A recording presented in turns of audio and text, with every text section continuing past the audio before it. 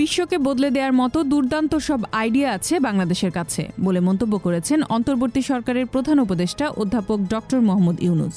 তিনি বলেন, বাংলাদেশে ব্যবসার ভালো সুযোগ রয়েছে। এ ব্যবসা শুধু বাংলাদেশের জন্য নয়, সারা পৃথিবীর জন্য সুযোগ তৈরি করতে পারে। একসময় ক্ষুদ্র ঋণ বাংলাদেশের একটি ক্ষুদ্র গ্রামে শুরু হলেও এখন এটি আমেরিকার সবচেয়ে বড় ব্যবসায় পরিণত হয়েছে।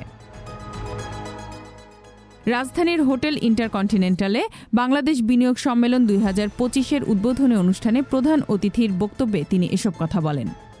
বাংলাদেশ বিনিয়োগ বোর্ড বিডার আয়োজনে 4 দিনব্যাপী এই বিনিয়োগ সম্মেলন 7 এপ্রিল শুরু হলেও আজ প্রধান উপদেষ্টা আনুষ্ঠানিকভাবে উদ্বোধন ঘোষণা করেন।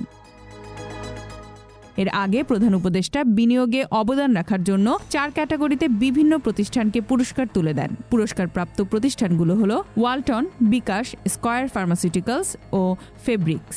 এছাড়া বিশেষ ক্যাটাগরিতে কোরিয়ান এক্সপোর্ট প্রসেসিং জোনের চেয়ারম্যান কি হাক সাংকে সম্মানসূচক নাগরিকত্ব দেওয়া হয়।